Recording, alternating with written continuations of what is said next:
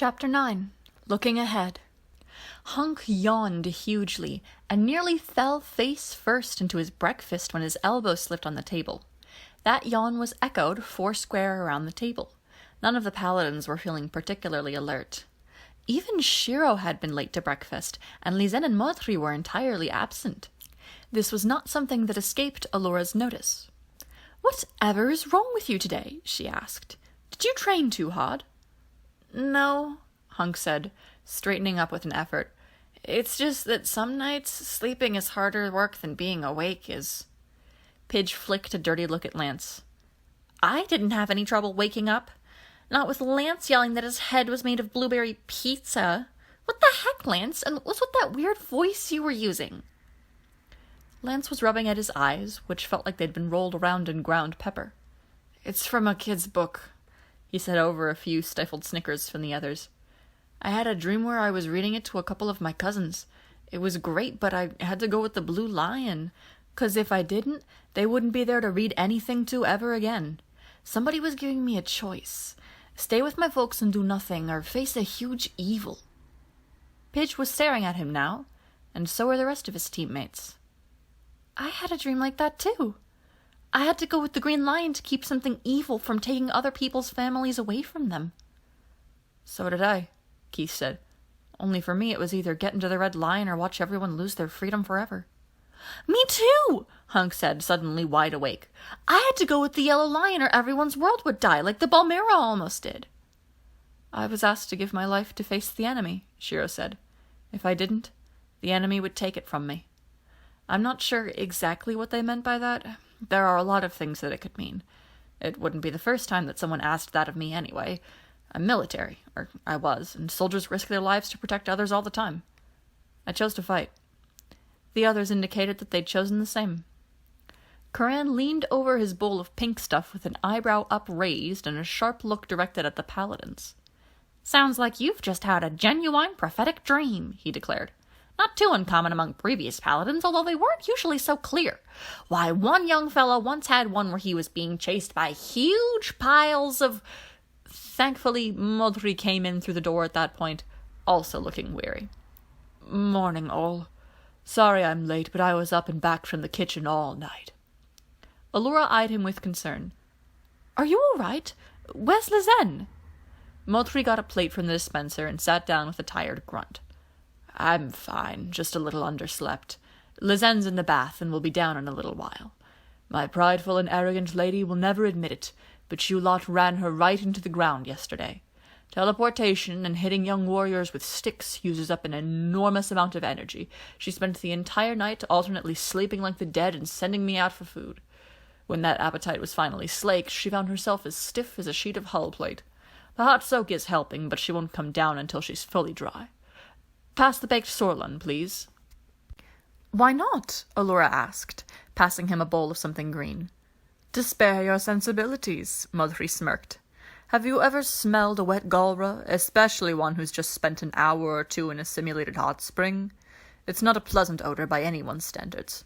We're probably the only race ever to invent the waterless sanitary booth before the internal combustion engine." Allura giggled, a sentiment echoed by the others. "So, no odd dreams?" Modri shrugged. "I didn't have time. Lizen didn't mention having any. Why?" "Because we did." Shiro turned to face Modri squarely, leaning his battle arm on the table. "Modri, who or what is Tahemok?" The others looked up in surprise. "That was part of my dream," Hunk yelped. "And Lizen said those words while magicking you out of Sendak's clutches too." The others indicated loudly that they'd noticed the same. Modri had gone very still, looking troubled. Eventually he heaved a sigh and explained. "I can only tell you what Lizen told me, and that isn't much. Men have no business with witchery." "I'm listening," Shiro said gently. Modri nodded. "Tahemok is a very, very old Galran term," he began in a quiet tone. "It translates, more or less, as blood of creation."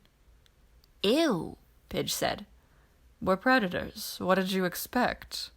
Modri smiled faintly and continued. "Legend has it that back in the very beginning of everything, only two things existed: a vastness of oblivion, and one tiny hot point of something. Everything. Tiny, of course, isn't an exact measurement. It could have been enormous, but it was very small in comparison to the nothingness around it. Oblivion was determined to erase and unmake this mote, and the mote was determined to exist. For an unguessable time they strove, equally matched. Then, at one point, Oblivion made a mistake, allowing the mote just that one tiny sliver of room to move. It screamed life into the heart of nothingness, and burst, and in that bursting the universe was made. The very substance of life is Tahemok, which connects and binds everything. Lizen says that the network resembles the veins of a living creature, and that the life energy flows through it in much the same way. Oblivion's been trying to reverse that event ever since. Sounds like quintessence, Karan observed. You've just described the Big Bang Theory and the origin myths of a bunch of religions, Pidge added. Maudry nodded. Lizen told me that every intelligent race has at least one version of that story, even races that live on the bottoms of oceans, and quintessence is very real. This argues that the story, or parts of it, are true. Tahemok is also the name of an etheric discipline, a school of magic, if you will, that existed well before Zarkon took the throne. Its practitioners studied those flows of life force and how to manipulate them. It's said that Queen Zayan was one of them, and that she and her companions used that discipline to fend off the Imperial Sisters. That was no small task. Hagar and her druids are pale imitations of those two terrors, if the stories are to be believed. Cool, Lance said. So if we can find some more ladies from that school, can we persuade them to turn Zarkon into a desk lamp or something? He'd make a really neat desk lamp. Maudry shook his head. That school no longer exists. It's said that Hagar herself stole their wisdom and destroyed them all to keep anyone else from obtaining that knowledge. Just why she did that is a mystery. She was on Zayan's side during the Sisterhood War. Allura stared at him. Then, who did Lizen learn it from? Maudry chuckled and speared a chunk of sorlan out of the bowl. From the same people that our distant ancestors learned it from. The dragons. If you've been having dreams about Tahemok, that's where they've been coming from. Tilla and Solok, who have been masters of the art for longer than I've been alive, and know how and where to use it. People tend to assume that those big silly lizards are her pets. The reverse is true. They gave up the trappings of civilization long ago so that they wouldn't come to the attention of the greedy. It's a wonderful disguise. I'd try it myself, but people yell at me if I wander around without clothes on. Then why haven't they turned Zarkon into a desk lamp yet? Lance demanded. They've only had, 10,000 years to think about it. Maudry munched thoughtfully on his forkful of sorlan. I have no idea. I'm not even sure if they can do that sort of thing. I've seen Lizen manipulate plants now and again, and sometimes insects or small animals. Never to hurt them, of course, and she always undoes her changes before letting them go. Hagar and her druids blend living flesh and machine systems together with great enthusiasm, and they're quite capable of blowing holes in things. I don't know if either school of magic can change the whole state of an object or creature, other than from being alive to being dead. Like any Galra man surrounded by scheming mages, all I can do is lie low and hope like hell that they know what they're doing. Keith tapped his fork absently on the table, then asked, Can you tell us why they gave us that dream? Maudry frowned at his breakfast. Maybe. Were you offered a choice between action and inaction? Yes. Keith looked around the table. We chose action. Maudry nodded. Your resolve was being tested then, and you've passed. Lizen and I have both had dreams of that nature. She's being taught a very rare and dangerous form of magic, and well, I'm not sure, but they all worked very hard to ensure that I recovered from my wounds, both physical and mental. We all have parts to play in this adventure, and we must be ready for them. Coran, Allura, have you had any such dreams?" "Some." Coran waved a hand airily. "I just figured that I'd had a bit too much parvlet before going to bed. Good stuff, very nutritious, but it can make sleeping a bit dramatic." Allura nodded, looking troubled. "Once, not long after you and Lizen joined us, I was told to be ready if we should lose one of the paladins. Not that we would, but there was a chance that that might happen. It was a warning. Can the dragons predict the future?" Modri shrugged. "Possibly. Lizen can scry a little way, but she's not very good at it. The universe, it seems, prefers to play its cards close to its chest. You could ask the dragons, I suppose, but you're not likely to get a clear answer." "They say gronk," Pitch said. "I've tried that already." Modri snorted. "Good enough. Scrying's an inexact art at the best of times. She's better at seeing the past, especially if she's got an artifact to work with. The past doesn't dodge around like the future does, she says, although it tends to be foggy at times, especially with very old items." "How old?" Keith asked. Modri hummed around another bite of Sorlin. "Fossils are the worst, she says. She has a little fossilized Braxis in amber that she keeps as a luck charm, roughly 250 million years old. She uses it for practice whenever Tilla thinks that she's been slacking off in her studies. Anything within recorded history is much easier." Keith nodded, eyes calculating. Lizen appeared on the training deck just as she'd promised, fur glossy and quarterstaff in hand. Modri and Coran had joined them as well to use one of the side chambers for the little exercise. "I'm out of shape," Modri admitted. "Coran's agreed to help me with that." "Soon have you fighting fit, so I will," Coran boasted, or threatened, as the case may be. "You'll be ripping up sentries with your bare hands when I'm done with you." Lizen wasn't impressed. "Don't overwork him, and be very careful with the left shoulder. I had a miserable time rebuilding that, and if you skew that joint, I will personally separate you from your haplex. Am I clear?" Coran gulped. "Crystal." Then, in a whispered undertone to Modri, "A bit overprotective, isn't she?" "I wouldn't have it any other way," Modri replied happily. Shiro nodded to Lizen. "Feeling up to a few team exercises?" "Yeah, you promised us lightning this time," Hunk said, and fidgeted nervously. "Although I really don't know why I should be happy about that. Maybe because you're not actually trying to kill us?" Lizen snapped her fingers, summoning a shard of golden light. "Only a little. We've got to learn how to deal with the real challenge somehow. Although—" Her quarterstaff smacked into Lance's breastplate with a clang that knocked him over. "That might change without warning. Don't do that, Lance." Lance had been curious ever since breakfast. He was familiar now with how Galra smelled up close, a vaguely doggish aroma that made him a little homesick. His family had several dogs of various sizes, from his cousin George's hulking back-alley mutt to his great-aunt's Pomeranian, and he and his brothers had grown up being herded around by his uncle's 2 border collies. One of the frequent chores that he and the other kids had been given was to wash the dogs whenever they'd been rolling in something, which was often, and he had boasted to his friends that he could tell breeds of dog apart just from how they smelled when they were wet. On impulse, he'd taken a sniff of Lizen's shoulder-length hair and had registered an odd mix of exotic spices and damp German shepherd before she'd knocked him flat. "Ow! What did I do?" She pointed at Modri, who was giving him a very hard look. "You're making promises that you aren't going to be able to keep. Modri's a wonderfully tolerant sort, but you're encroaching on his bond with me, and he will kill you if you take it any further." Lance gave them both a mystified look. "Huh?" Modri took a deep breath to calm himself. "It's instinctive. Please remember that for every 100 male Galra, there are perhaps 5 to 7 females. I must defend my claim, just as she'll defend hers.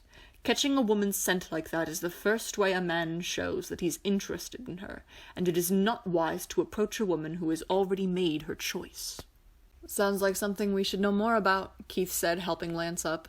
"Care to tell us what we shouldn't be doing?" Modri nodded and beckoned them over into a corner, while Lizen leaned patiently against the wall. Corinne joined her there, tugging on his mustache. "Romance must be a tad exciting where you come from, eh?" "You could say that," Lizen said, watching Modri lecture the paladins. Some of the hand gestures were very amusing. "Competition is always fierce. It's one of the reasons why we females tend to be solitary. The noise is deafening, and that interrupts our studies. It's necessary, though. A woman must choose the best male she can find so that the cubs will be strong and healthy." "And Modri's the best," Corinne observed. Lizen nodded. "He is. I'd had my eye on him for years. There are others who are bigger, stronger, and fiercer, oh yes. Modri has heart, character, and kindness. He's a bit of a throwback, but I like that in a man." Corinne considered that.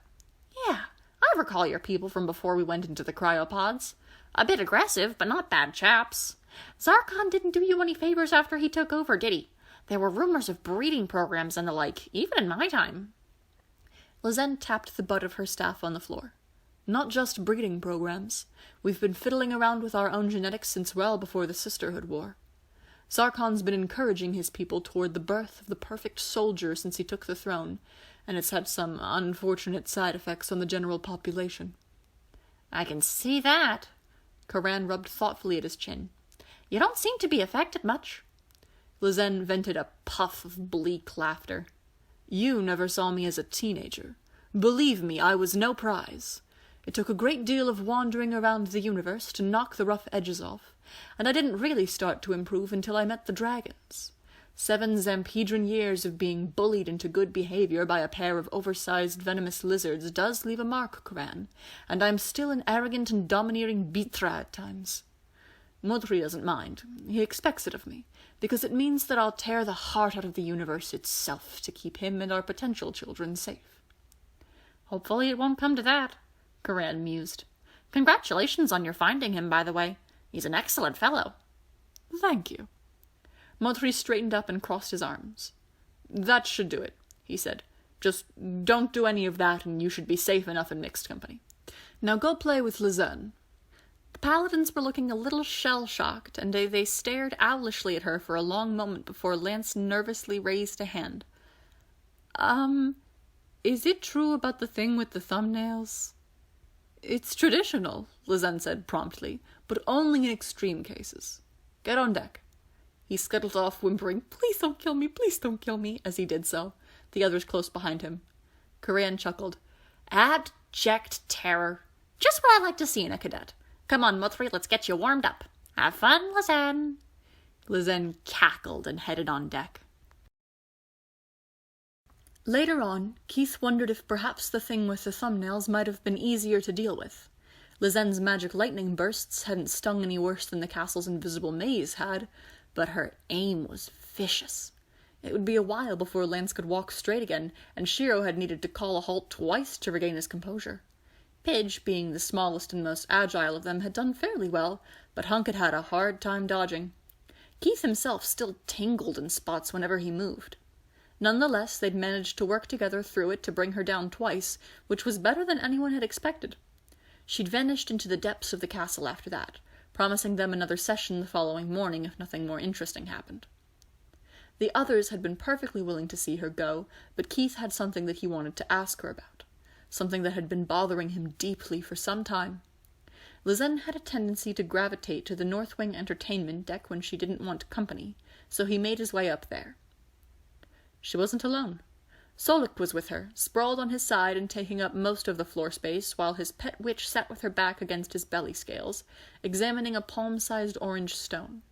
She looked up with what seemed to be relief at his approach. "Yes? I'm sorry to disturb you, but I need to ask you something," he said diffidently. "I can ask later if—" "No, please, join me," Lizen said, knocking her knuckles on Soluk's nose. "I had rather too much fun chasing you around today, so Soluk has decreed that I must do some homework, since I have so much energy to spare. I'm bored stiff." She held up the stone, which had something that looked like a cross between a mouse and a stag beetle trapped inside it. Amber, he realized. This was her fossilized Praxis. He glanced at Soluk, who was watching him as expressionlessly as only a dragon could.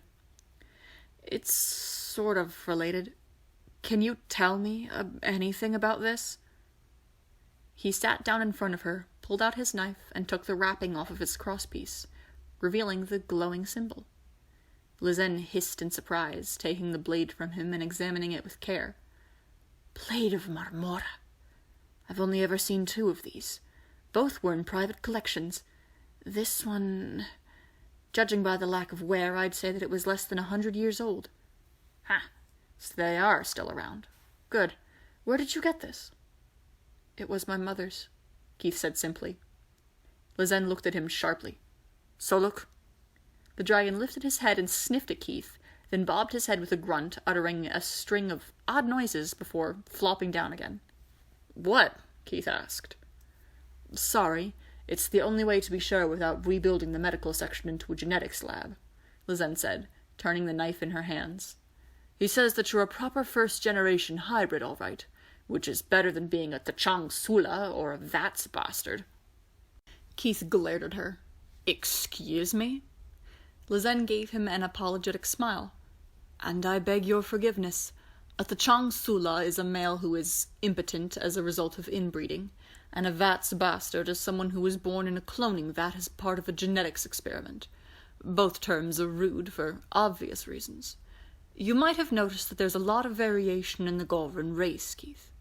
Yeah, sometimes I wonder if you're all really the same species. It depends on who you ask. My people discovered the science of genetic manipulation very early on, and we weren't squeamish about using it to improve ourselves. Originally, it was used to weed out certain bad traits and diseases. Its true heyday was during the Great Dispersion. Lizen ran her fingers through her mane of lavender hair. Mortri and I are of the original weed, suited for life in subarctic and temperate woodlands. Roughly 12,000 years ago, the star drive was developed at the tag end of a long and unpleasant war. So unpleasant that colonizing other worlds looked like a very good idea. Lucky for us, we had other living worlds in our solar system and more nearby. Whole population groups built colony ships and left. Those worlds, while capable of supporting our kind of life, weren't exactly hospitable. The colonists found it easier to change themselves to fit the planet than the other way around. That would explain why some of you are leathery rather than hairy, and some have scales, Keith observed. Lizen nodded. They'd be from Golraz Beta and Kedrek, desert planets. Zarkon came from the original planet of Golraz before it was destroyed, and the people descended from the survivors of that disaster are fiercely proud of that fact. They look just like him, all leathery and lizardish. Kedrek's a little cooler, but very dry. Everything edible there is jaw-crackingly tough, and the winds are constant and murderous. As a result, the people from there are scaly, hairless, heavy-jawed, and filthy-tempered. Namtura is cooler and wetter and mostly grassland, so the people there tend to be tall and slim and fast on their feet. Corbex has a higher gravitational pull, so people from there are broad and heavy, but very strong. Palabek is covered with forests of unbelievably huge trees, so its people are large and long-armed and powerful climbers, with long tails for extra balance. Simad, however, is a bit too close to the sun. All of its life is tucked underground in vast cave systems. Its people are very pale, with light-sensitive eyes, and they're rarely seen anywhere else. All right, but what has that to do with me? Keith asked. There have been numerous attempts to blend Golra genes with those of other races for one purpose or another, most of them spectacularly unsuccessful. This is why cybernetics is so popular right now. Lizen smiled. There are still a few of them out there, however, although they tend to be sterile, unhealthy, or dim-witted. The fact that humans and Golra can cross with grace is interesting, and I may ask you for a blood sample at some point, if only to see how far that goes. You certainly look fully human. What did you want me to do with this blade? Use it to scry with. I want to know more about my mother. Keith's voice held a note of terrible longing. I have no family. Dad died when I was 7. Lizen turned the blade in her hands. It's a terrible thing for a cub to be forced into adulthood so early. I can't tell you much. The alloy used for making these blades can only be worked by a powerful mage-smith, and they're as good at keeping secrets as their wielders are. All I know myself is that they are a very secret, very skilled resistance group dedicated to the downfall of the Emperor. They've been hunted by his forces for centuries, with little success. Montri might know more, since one of his great-uncles was a secret agent of some sort. At the very least, I will be able to show you your mother's face with this. Show me, Keith said. Anything's better than nothing. Lizen sat up straight and handed him the knife. Hold that. Soluk, will you support me? The dragon chirped agreeably, and Keith caught her arm. I want to help too. She waved a cautioning finger. That's dangerous, boy. You've had no training in this, and have no talent for it. All that you might have is bound up in your connection to the Red Lion. If we run into trouble, that beast is going to claw its way up here, and Allura's going to be upset. Tell me what to do, he insisted. Soluk rumbled, causing Lizen to smile grimly. Soluk says that he'll cover you. All you have to do is hold the blade and give your consent. Allow Tahemok to flow through you without fighting it. If nothing else, it'll make it easier to find her. Keith nodded. I consent. Good. Sit quietly and clear your mind. You are of the pack, remember? And now you are looking for a long-lost member. Feel her heartbeat, for your own took its rhythm from hers. Lizen closed her eyes and took a deep breath. How kaze Tahemok, samat keitha sorut, naneklamar sayod Tahemok. Keith stared down at the gleaming blade in his hands and felt it grow warm. It seemed to pulse in time to his own heartbeat. Her heartbeat. Theo alekta molenchi, say aud soluk, se madi Keith, se lo sa venash. Keith suddenly felt very strange, as though he were sitting in moving water, but the water was moving through him instead of around him. It didn't hurt, and there was a distinct sensation of someone else doing the same somewhere upstream of him. Hai padi tara, selfanya solka, kemnal tapar ai olnandro. The knife lifted itself out of his hands of its own accord, the hilt tilting toward him at a 45-degree angle. A shimmer of gold at the grip resolved itself into a hand. Not purple, but black. The outline of an arm appeared, inky color flushing up into it. A shoulder, the long, lean torso. A head.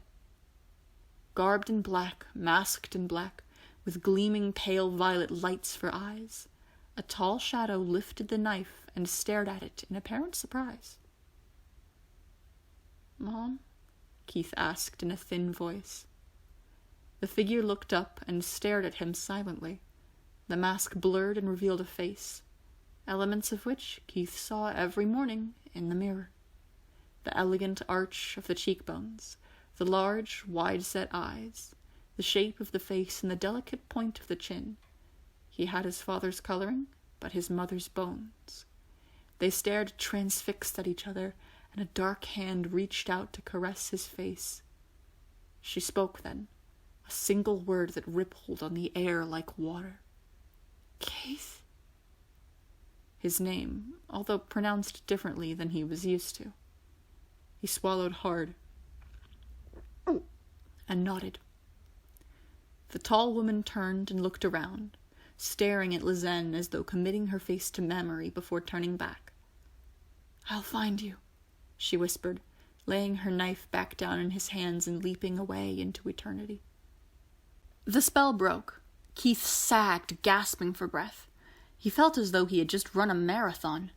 Lizen steadied him, although she didn't look much better. Well, that worked. Goodness, but she's strong.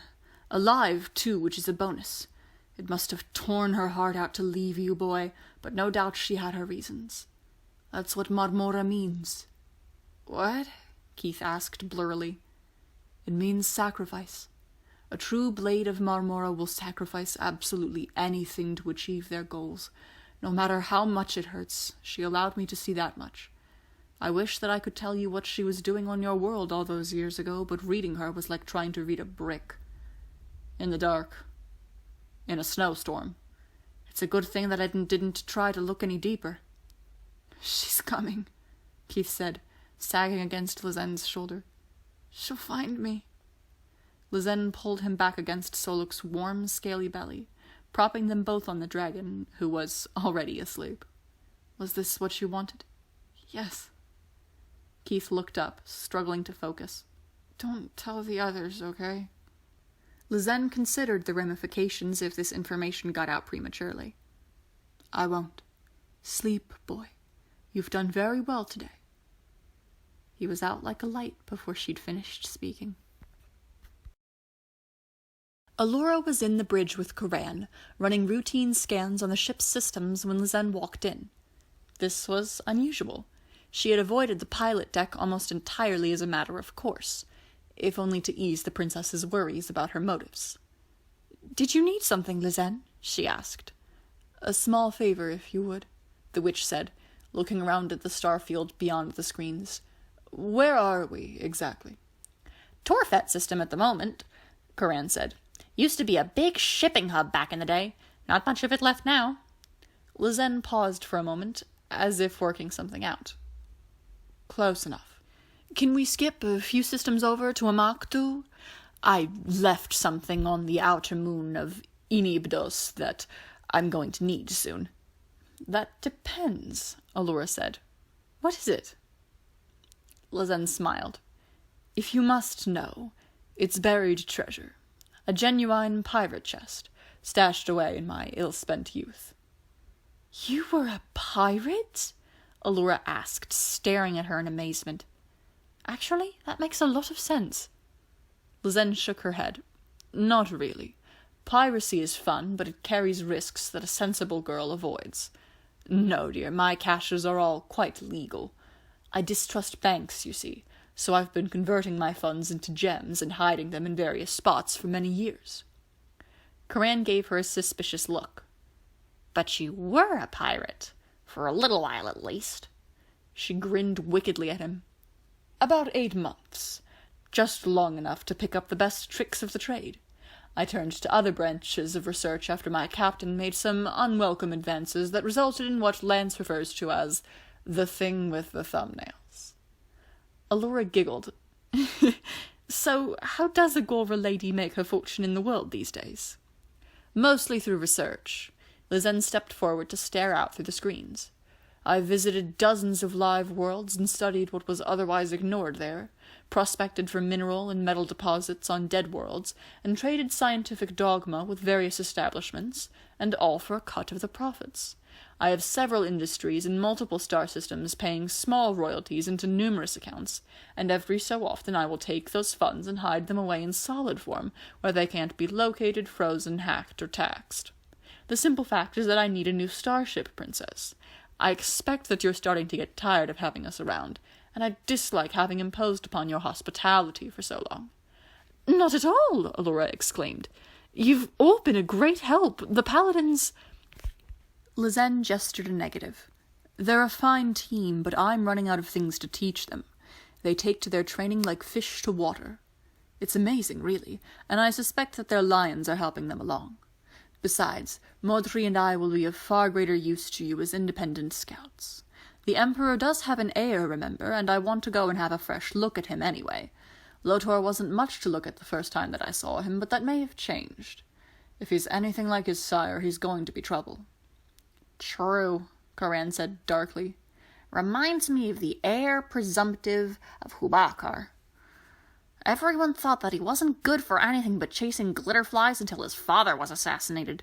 His nobles figured that they could either use him as a figurehead or just get rid of him and then run the planet themselves, and they were still arguing about it when he snapped them all up and sent them to a penal colony on the moon. Grand fellow." "That's what I'm afraid of," Lizen said. The Empire wants a strong leader. We've had one for a very long time, and it's what we're used to, after all. If we wind up with another one like Zarkon, only with new tricks, Voltron will have considerable difficulty in breaking the Empire's power over the subject races. And Hagar, Coran said warningly. Don't forget her. Always Hagar, Allura growled. We're really going to have to do something about that witch. Lizen was in perfect agreement there. Indeed. Always remember that I have declared Keshveg against her. Feel free to call upon me for information or aid. I will help you however I can. And we will return the favor, Allura said firmly. Within reason, of course. Of course. Lizen flicked her an appreciative smile. We'll also need a lift to a starship market.